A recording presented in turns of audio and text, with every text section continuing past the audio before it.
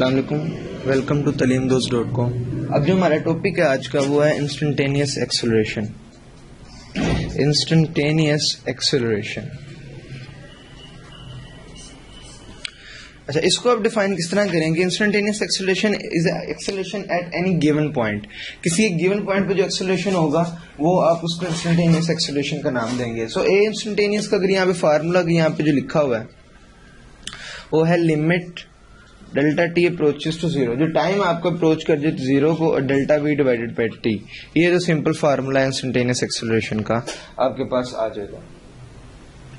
Instantaneous acceleration के बाद आपकी इसके वेलोसिटी टाइम ग्राफ का एक टॉपिक आता है। वेलोसिटी टाइम ग्राफ क्या है? वेलोसिटी टाइम ग्राफ के बीच में एक्चुअली आपके पास यहाँ पे तीन चीजों से डील करेगा। जब आपकी वेलोसिटी, एक कार की एग्जांपल ले रहा है, जब आपके पास कार जो है वो एक कांस्टेंट वेलोसिटी के साथ मूव कर रही होगी, अदर पॉइंट जो है जब कार की जो वेलोसिटी है वो वेलोसिटी तो कांस्टेंट है, उसके बाद एक्सेलरेशन जो है एक्सेलरेशन कांस्टेंट है। पहला केस जो है कांस्टेंट वेलोसिटी है, सेकंड केस है कांस्टेंट एक्सेलरेशन, और जिसका थर्ड केस है when car moves with an increasing acceleration. जब ये जो कार है ये इंक्रीजिंग एक्सेलरेशन के साथ मूव आउट कर रही होगी, इंक्रीजिंग एक्सेलरेशन। अब केस वन की बात है, जब velocity of car constant speed से मूव कर रही है तो उसके पास आपके पास जो ग्राफ आएगा वो स्ट्रेट लाइन ग्राफ है। केस वन, इसका जो आपके पास ग्राफ आएगा वो स्ट्रेट लाइन ग्राफ है, स्ट्रेट लाइन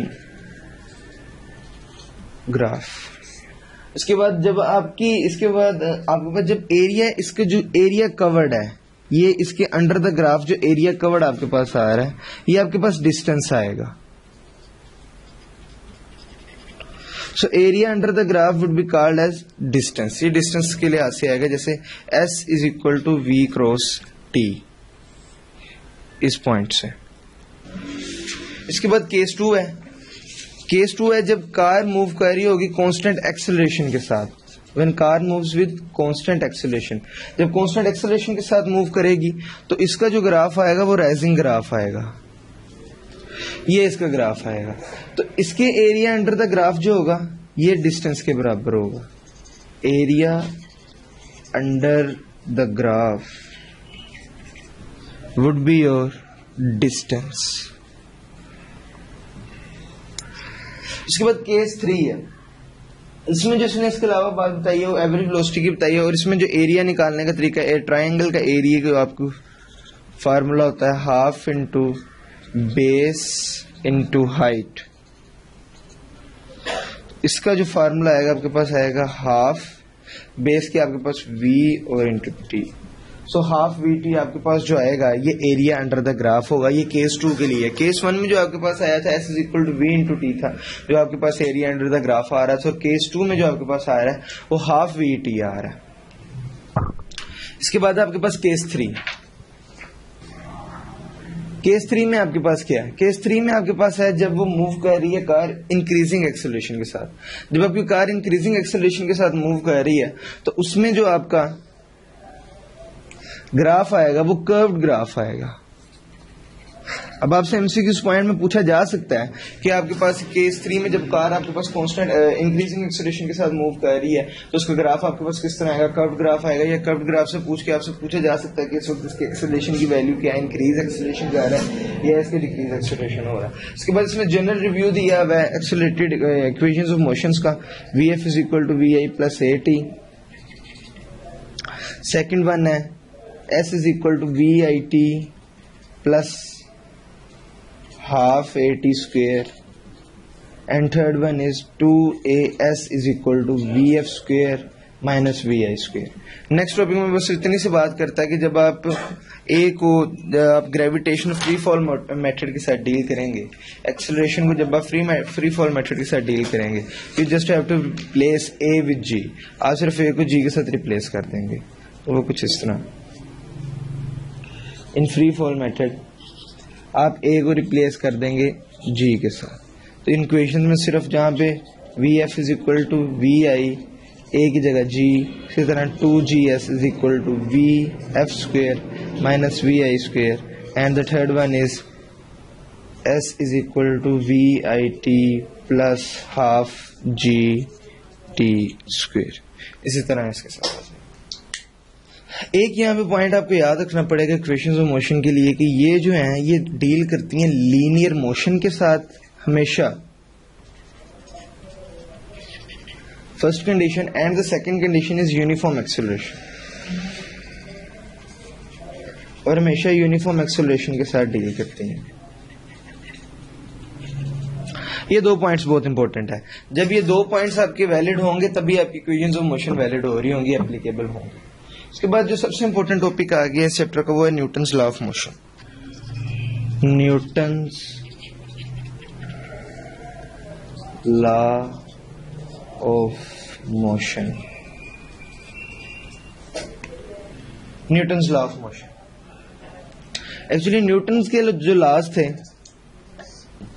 उसमें उसने सिंपली अपनी 1867 की रिसर्च में 1687 उसने अपनी बुक प्रिंसिपिया में ये डिफाइन किए हैं। सबसे पहले इसके 3 लॉज हैं, first one, second one, third one. First law इसका क्या है? फर्स्ट लॉ में न्यूटन ने कहा है कि everybody remains in the state of rest और motion until unless an external force acts on it। हर वो चीज अपनी हालत रेस्ट या हालत मोशन में रहेगी जब तक कोई उस पर एक्सटर्नल बैरूनी ताकत उस पर कोई अमल नहीं करती। Everybody remains in the state of rest और motion until an external force acts on it। अच्छा, इसी के बीच में अब जो एक इसका दूसरा नाम भी है फर्स्ट लॉ का, उसे लॉ ऑफ इनर्शिया के नाम से भी जाना जाता है। Law of inertia, first law को लॉ ऑफ इनर्शिया के नाम से भी जाना जाता है। अब इनर्शिया को अगर आप डिफाइन करें तो इनर्शिया एक प्रॉपर्टी है। Inertia is property. Inertia property क्या है? इनर्शिया प्रॉपर्टी इस चीज के property of object tending to maintain the state of rest और state of motion is known as inertia. वो इनर्शिया मतलब कि जो टेंड करे, अपोज करे उस चेंज को, जो कि चेंज आ रहा है। It means that if you are moving in a car and you are suddenly applying the brakes और आप स्टेट ऑफ मोशन से स्टेट ऑफ रेस्ट की तरफ जा रहे हैं। अब वो स्टेट ऑफ मोशन से स्टेट ऑफ रेस्ट की तरफ जा रहे हैं, इस पे आपने ब्रेक्स पे जो फोर्स अप्लाई किया है, ये फर्स्ट लॉ ऑफ न्यूटन के लिहाज से किया कि वो स्टेट ऑफ रेस्ट से स्टेट ऑफ मोशन जा रही है, स्टेट ऑफ मोशन से स्टेट ऑफ रेस्ट में जा रही है जब आपने फोर्स अप्लाई की। अब जो यहाँ पे ओपोजिशन हो रही है, वो जो फ्रिक्शन आ रही है टायर्स के दरमियान, जो अपोज कर रही है उस स्टेट को उस स्टेट में ना आने के लिए, मोशन की स्टेट को रेस्ट में ना आने के लिए, वो जो स्टेट आ रही, वो जो प्रॉपर्टी काम कर रही है एट द बैक एंड, वो inertia. The opposing force would be called inertia. It is a property which oppose or tend to maintain the state of rest or motion of a body। इसमें ये दो चीजें यहाँ पे define की हुई हैं इसने, फ्रेम ऑफ रेफरेंसेस। दो किस्म के रेफरेंसेस है, एक इनर्शियल फ्रेम ऑफ रेफरेंस है, एक non inertial frame of reference है। फ्रेम ऑफ रेफरेंस को इस तरह डिफाइन करेंगे तो space bounded by the 3 mutually perpendicular lines. 3 mutually perpendicular lines के इसके अंदर जो कि आपका बन रहा होगा इस सरफेस के अंदर, उसको आप फ्रेम ऑफ रेफरेंस का नाम देंगे। फ्रेम ऑफ रेफरेंस, ये आपके पास फ्रेम ऑफ रेफरेंस आ जाएगा। अब दो किस्म के फ्रेम ऑफ रेफरेंस है, एक है इनर्शियल और एक है नॉन इनर्शियल। इनर्शियल क्या है? इनर्शियल फ्रेम ऑफ रेफरेंस वो है जिसमें न्यूटन के लॉज एप्लीकेबल है, और non inertial frame of reference कौन सा? जिसमें न्यूटन के लॉज एप्लीकेबल नहीं है। The frame of reference in which Newton laws of motion holds is known as inertial frame of reference, and the frame of laws in which the Newton laws are not applicable are called non inertial frame of reference. तो इसको simply अगर यहाँ पे define किया जाए, inertial holds Newton law, whereas non-inertial doesn't hold Newton's law। इसके बाद हमारे पास Newton second law of motion है, ये बहुत इंपॉर्टेंट लॉ है। इसके बीच में इसकी स्टेटमेंट है, when a force acts on a body an acceleration is produced. and the acceleration is directly proportional to the applied force and inversely proportional to the mass of the body. मतलब कि acceleration जो आपका जो produce हो रहा है जब आपने उस पर फोर्स अप्लाई की है तो वो जो एक्सेलरेशन है वो डायरेक्टली प्रोपोर्शनल है किसके साथ, फोर्स के साथ, अप्लाइड फोर्स के साथ, और ये एक्सेलरेशन इनवर्सली प्रोपोर्शनल है किसके साथ, मैस के साथ। जब आप इन दोनों को रिलेट कर देंगे जो लास्ट पे आपके पास चीज आएगी F is equal to ma, ये न्यूटन सेकंड लॉ बहुत इंपॉर्टेंट। इसमें से क्वेश्चनिंग भी आपसे की जा सकती है। डायरेक्टली तो F is equal to ma के साथ रिलेट कर रहा है, लेकिन इनडायरेक्टली इसमें एक्सेलरेशन की बात के पीछे वेलोसिटी की बात भी की जा सकती है, वेलोसिटी से भी बात की जाती है। अगर वेलोसिटी को चेंज करें तो फोर्स पे क्या फर्क पड़ेगा, वेलोसिटी को वेरिएट करें तो उस पर मैस पे क्या फर्क पड़ेगा, मैस से आप यहाँ आप रिलेशन जितने रिलेशन बनते जाएंगे, डेंसिटी को चेंज कर सकते हैं, डेंसिटी के साथ फोर्स का क्या रिलेशन है, वो वेलोसिटी के साथ फोर्स का क्या रिलेशन है, फिर उसके बाद मैस के साथ क्या रिलेशन है, एक्सेलरेशन का उसके साथ क्या रिलेशन है। तो इस तरह आपस में वेरिएट करके ये कुछ प्रेशर के साथ, प्रेशर की चीज आपसे पूछी जा सकती है, जैसे pressure is equal to F over A है। यहाँ से कहा जा सकता है कि अगर एरिया को चेंज कर दिया जाए तो फोर्स पे क्या फर्क पड़ेगा और मैस और एक्सेलरेशन कांस्टेंट रखा जाए। तो इन दोनों चीजों को, किसी दो चीजों को कांस्टेंट करके बाकी उससे रिलेशन आपसे पूछे जा सकते हैं। तो जितनी रिलेशनिंग आपकी स्ट्रांग होगी क्वेश्चनिंग उतनी आपकी बेहतर हो सकती है। तो यहाँ पे अगर जब हमने इसको इससे पहले करने के लिए F directly proportional to ma जब था तो इसको रिमूव करने के लिए हमने एक कांस्टेंट लगाया kma। अब ये जो k है इसे कांस्टेंट ऑफ प्रोपोर्शनैलिटी कहते हैं, कांस्टेंट ऑफ प्रोपोर्शनैलिटी है और ये हमेशा इसकी वैल्यू SI यूनिट्स में ऑलवेज इसकी वैल्यू 1 है। ये आपको पॉइंट याद रखना है कि हमेशा इसकी वैल्यू SI यूनिट्स में 1 है। उसके बाद है Newton's third law, action and reaction are equal in magnitude but are opposite in direction. तो ये इसका सिंपल सा फ्रेज है, third law, action and reaction are equal and opposite in direction, and opposite in direction. जो action और reaction होगा वो आपस में इक्वल होंगे और ऑपोजिट इन डायरेक्शन होंगे। ये बड़ा सिंपल सा है, आपसे जनरली भी इससे पूछा जा सकता है लेकिन इसके चांसेस आई थिंक सो कम है। तो वो आता है मोमेंटम, ये थोड़ा सा इंपॉर्टेंट टॉपिक है। मोमेंटम, लीनियर मोमेंटम के नाम से भी तो जाना जाता है, लीनियर मोमेंटम। इसे लीनियर मोमेंटम कहेंगे क्योंकि इसके अलावा जो मोमेंटम एंगुलर मोमेंटम भी होता है। तो मोमेंटम की सिंपली जो डेफिनेशन है, the product of mass and velocity is called momentum. जो प्रोडक्ट होगा मैस और वेलोसिटी का उसको आप मोमेंटम कहेंगे। इसको आप सिंपली जो रिप्रेजेंट करते हैं वो P के साथ रिप्रेजेंट करते हैं। So P is equal to m dot v, P is equal to m dot v। The product of mass and velocity would be called as momentum, so और linear momentum. Linear momentum याद रखिएगा एक vector quantity है, it is an vector quantity. इसके अलावा इसके units आपको पता होने चाहिए। इसका यूनिट्स हैं SI unit kilogram metre per second, और उसका दूसरा यूनिट जो है वो न्यूटन सेकंड है। ये प्रूफ भी किया जा सकता है that Newton is equal to kilogram metre per second square, और अगर आप सेकंड इससे मल्टीप्लाई कराते हैं तो अल्टीमेटली सेकंड से कट आउट होके kilogram per metre per second के इक्वली आ जाएगा। तो इसके दो यूनिट्स हैं, kilogram metre per second and the other one is Newton second. इसकी डायमेंशंस आपके पास आएंगी, डायमेंशंस भी इंपॉर्टेंट है, आपको याद रखना डायमेंशंस। इसकी जो डायमेंशंस आपके पास आएंगी वो हैं m l t माइनस, ये मोमेंटम के आपके पास डायमेंशंस है।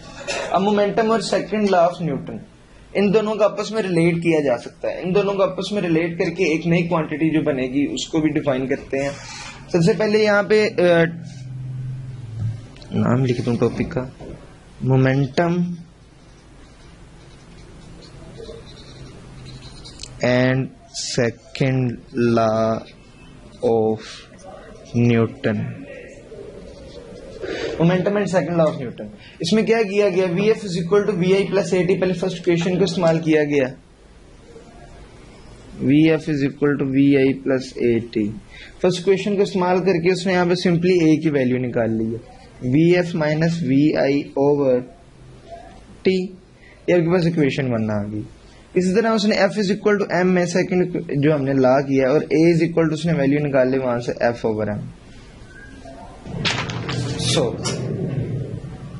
अब इन दोनों इक्वेशंस को उसने रिलेट किया, जब इन दोनों इक्वेशंस को रिलेट करके आप लिखेंगे so f over m is equal to V F minus V I over T, इसके इक्वल आ जाएगा।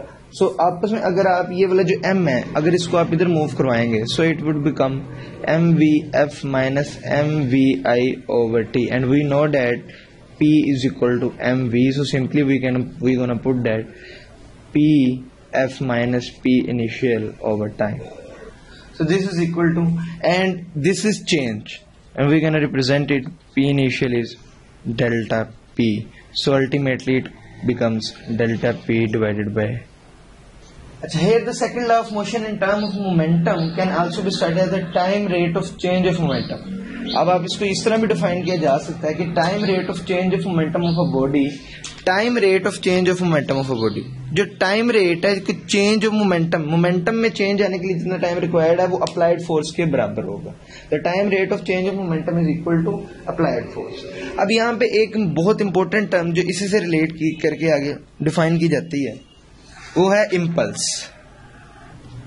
इम्पल्स को आप किस तरह डिफाइन करेंगे, when a large force acts on a body for a short interval of time, जबकि बहुत बड़ी फोर्स जो आपकी अप्लाई की जाएगी शॉर्ट इंटरवल ऑफ टाइम के लिए किसी भी किसी भी ऑब्जेक्ट के ऊपर, जो आपके पास ऑब्जेक्ट वो जो चीज आएगी वो है इम्पल्स। इधर से आप देखें अगर F cross delta T is equal to P, okay, इसको आप इम्पल्स कहेंगे, ठीक हो गया। अच्छा, लार्ज अमाउंट में फोर्स होगी आपके पास और शॉर्ट इंटरवल टाइम होगा, शॉर्ट इंटरवल टाइम होगा, okay fine. F cross T is equal to P, ये आपके पास इम्पल्स आ जाएगा। सिंपली आप उसको रिलेट भी कर सकते हैं कि F cross T is equal to P को आप रिप्रेजेंट कर सकते हैं क्योंकि डेल्टा पी है, ये चेंज है, तो आप इसको रिप्रेजेंट कर सकते हैं एम पी की वैल्यू अगर आप यहां से डिफाइन करें, वहां से अगर आप निकालें एफ क्रॉस टी से अगर आप देखें तो impulse is equal to M V F minus M V I divided by T and this T gonna subtracted by that t and f is equal to mvf minus mvi, और ये जो force आपकी apply हो रही है वो change in momentum जो है, चेंज इन मोमेंटम के लिहाज से इसकी फोर्स आपके पास आएगी। इसके यूनिट्स वही हैं जो कि सिंपल मोमेंटम के यूनिट्स हैं, किलोग्राम मीटर पर सेकंड और न्यूटन सेकंड, और डिमेंशंस भी इसकी वही हैं जो कि आपके पास सिंपल मोमेंटम की हैं। ओके, अब नेक्स्ट टॉपिक जो हमारे पास है वो law of conservation of momentum है। Law of conservation of momentum, law of conservation of momentum. Law of conservation of momentum को पढ़ने के लिए सबसे पहले आपको जो एक चीज यहां पे पढ़नी पड़ेगी वो है आइसोलेटेड सिस्टम। Isolated system क्या है? Isolated system is a system in which no kind of force, external force would be apply on it. इस पे कोई भी एक्सटर्नल किस्म की फोर्स नहीं अप्लाई हो रही होगी। आइसोलेटेड सिस्टम वो सिस्टम है जो अपने मतलब कि उसकी एक सिस्टम के अंदर अपनी ही फोर्सेस उस पर अप्लाई हो रही होंगी, कोई एक्सटर्नल फोर्स उस पर रिएक्ट नहीं कर सकती या उस पर कोई इन्फ्लुएंस नहीं कर सकती। So it is a system on which no external agency exerts any kind of force, उस पर exert करेगी। इसकी आप एग्जांपल ले सकते हैं कि the molecules of a gas enclosed in a glass vessel, जो कि molecules आपके ग्लास वेसल में enclosed हैं, तो उन पे कोई एक्सटर्नल फोर्स अगर आप अप्लाई ना करें, वो जो आपस में ही फोर्स एक्सर्ट कर रहे हैं एक दूसरे के साथ, कोलिजन्स के साथ जो एक्सर्ट हो रही है उन पे फोर्सेज, वो आपस की उनकी फोर्सेज हैं, उन पे एक्सटर्नल फोर्स कोई अप्लाई नहीं हो रही होगी। अब law of conservation of momentum की जो सिंपल यहाँ पे डेफिनेशन है या इसको लॉ है, that this law states that the total linear momentum of an isolated system. Isolated system की दोबारा बात हुई है, तो total linear momentum of isolated system would remain same, वो हमेशा सेम रहेगा। कि total linear momentum of isolated system would always remain same, वो हमेशा सेम रहेगा। अब उसने यहाँ पे एग्जांपल लिया है, दो बॉडीज आपस में यहाँ पे स्टेट ऑफ रेस्ट में है, यहाँ पे आपस में कोलैप्स कर रही हैं और यहाँ पे आपस में फिर दोबारा मूवमेंट होगी। ये V1 से मूव कर रही है V2 से, ये V1 डैश से, ये V2 डैश से, यहाँ पे आपस में इनमें आपस में दोनों ये कोलैप्स हो गई। इसको सिंपली इसने रिलेशन फाइंड आउट करके जो आप आखिर में रिलेशन निकाला है वो है M1 V1 plus M2 V2 is equal to M1 V1 dash plus M2 V2 dash. ये रिलेशन इंपॉर्टेंट है।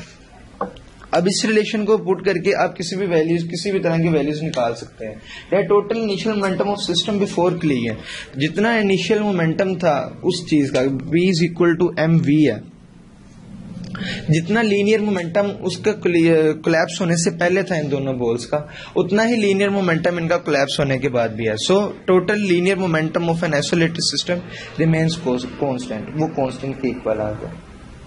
तो अगर इन दोनों का टोटल मोमेंटम देखा जाए, अगर इन दोनों का एडिशन अब कर दिया जाए तो टोटल मोमेंटम अगर आप देखें तो वो 0 के इक्वल आ जाएगा। और लीनियर मोमेंटम जो है उसका बिफोर कोलिजन और आफ्टर कोलिजन वो सेम रहा। अब इसके बीच बाद में दो चीजें जो इसमें से आगे मोस्ट पोस्ट डिफाइंड है वो है इलास्टिक कोलिजन, जो कोलिजन है हो रही है वो इलास्टिक, और दूसरी है नॉन इलास्टिक कोलिजन।